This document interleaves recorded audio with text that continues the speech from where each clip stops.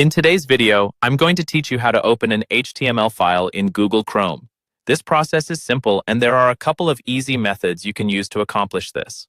Whether you want to view your own creations or check how they'll render in a web browser, knowing how to open an HTML file is crucial. Let's dive right in and explore the two prominent ways to do this. First up, let's talk about using the drag and drop method. Begin by opening your Google Chrome browser, ensuring that it is running and ready. Next, you'll need to locate your HTML file. For those using a Windows system, this will typically be found in File Explorer.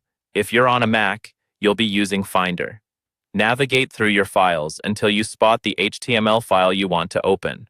Once you've found the file, simply click and hold it with your mouse or trackpad.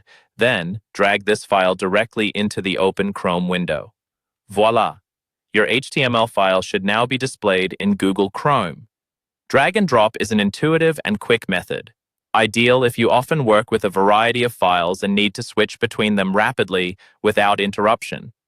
Now, let's discuss the alternative method using the Open With menu.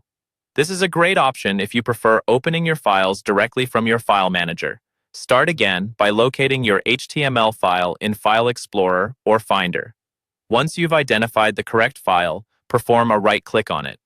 This will bring up a context menu with several options. From here, you'll need to choose Open With. This option is usually quite accessible and will present you with a list of available programs installed on your computer. Simply locate Google Chrome in this list and select it as your choice. Your HTML file should promptly open in a new Chrome window, ready for you to view or further work on.